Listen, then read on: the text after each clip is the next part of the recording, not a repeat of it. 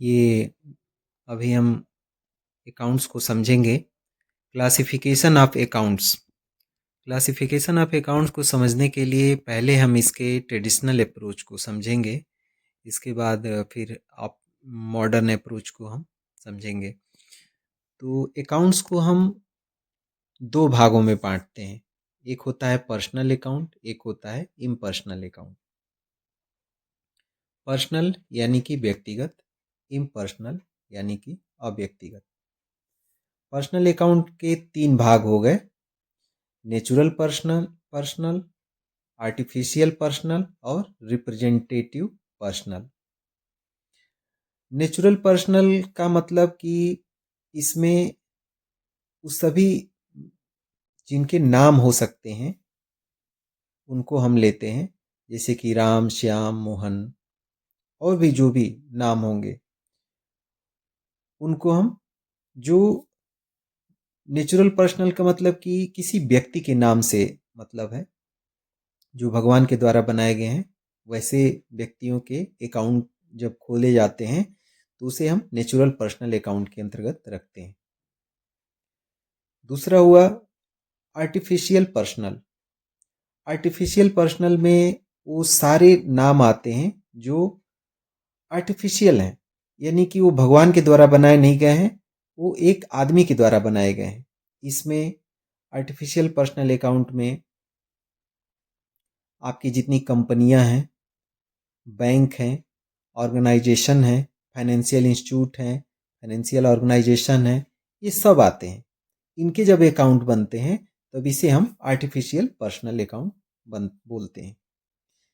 जैसे कि इसमें हम ले लें कि ICICI bank account, ICICI bank का अकाउंट है तो उसमें हम इसको आईसीआईसीआई बैंक अकाउंट बोलेंगे। ठीक है। वैसे ही किसी फाइनेंशियल इंस्टीट्यूट हो गया या किसी यूनिवर्सिटी का अकाउंट हो गया, इसको भी हम आर्टिफिशियल पर्सनल अकाउंट, या कोई कंपनी ले लें जैसे कि टाटा हो गया तो उसको हम आर्टिफिशियल पर्सनल अकाउंट के नाम से जानेंगे। तीसरा है रिप्रेजेंटेटिव पर्सनल अकाउंट।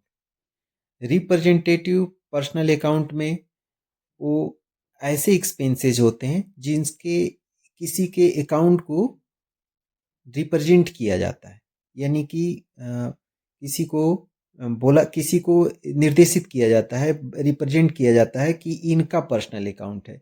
इसमें हम आउटस्टैंडिंग एक्सपेंसेस, प्रीपेड एक्सपेंसेस किसी भी व्यक्ति के या किसी भी आर्टिफिशियल पर्सनल के भी हो सकते हैं, नेचुरल पर्सनल के भी हो सकते हैं। इसमें क्या है, आउटस्टैंडिंग एक्सपेंसेस और प्रीपेड एक्सपेंसेस को हम रखते हैं।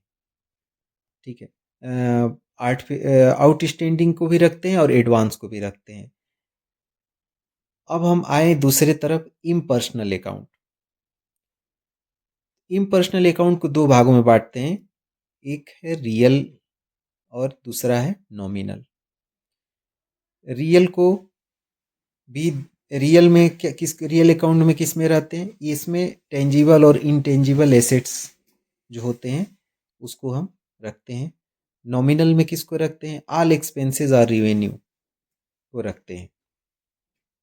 टेंजिबल का मतलब जिन्हें हम छू सकते हैं, इनटेंजिबल का मतलब जिन्हें, ऐसे एसेट्स जिनको हम नहीं छू सकते हैं।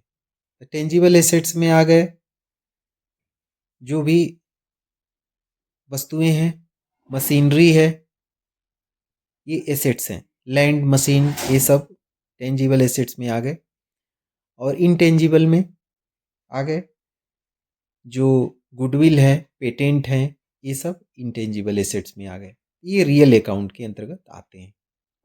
नॉमिनल में क्या है, नॉमिनल में, नॉमिनल अकाउंट में ऑल एक्सपेंसेस, जितने खर्चे हैं और जितने रिवेन्यूज हैं, ये किसके अंतर्गत आ गए, नॉमिनल अकाउंट में अंतर के अंतर्गत आते हैं।